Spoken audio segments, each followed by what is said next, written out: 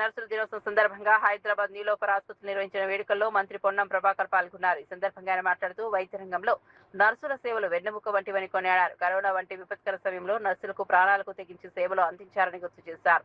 రోగులు త్వరగా కోలుకోవడంలో వైద్యులతో పాటు నర్సుల పాత్ర కూడా కీలకమని పేర్కొన్నారు.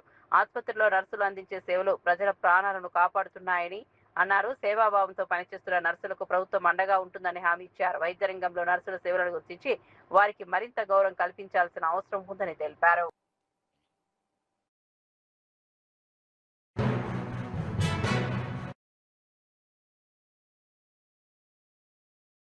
ఇదొక పవిత్రమైనటువంటి సేవ.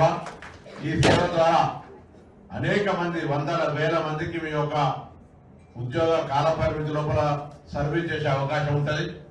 తప్పకుండా ఏ విశ్వాసం కొద్దైతే మీరు రోగికి సంబంధించి ఎటువంటి ఎంత ఇబ్బంది ఉన్నా, రోగికి ఎటువంటి వ్యాధి ఉన్నా మీరు చేసేటువంటి సర్వీస్ చూస్తే తప్పకుండా ఎవరైనా మీ సర్వీస్ని అప్రిషియేట్ చేయాల్సిందే.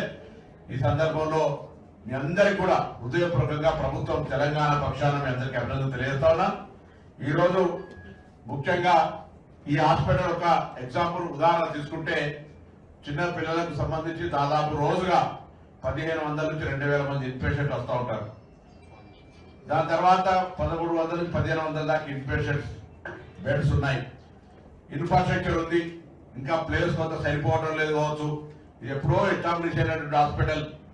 ఇంకా దీని తర్వాత 100 హాస్పిటల్ వచ్చినా ఇలా నీలోఫర్ ఇస్ నీలోఫర్.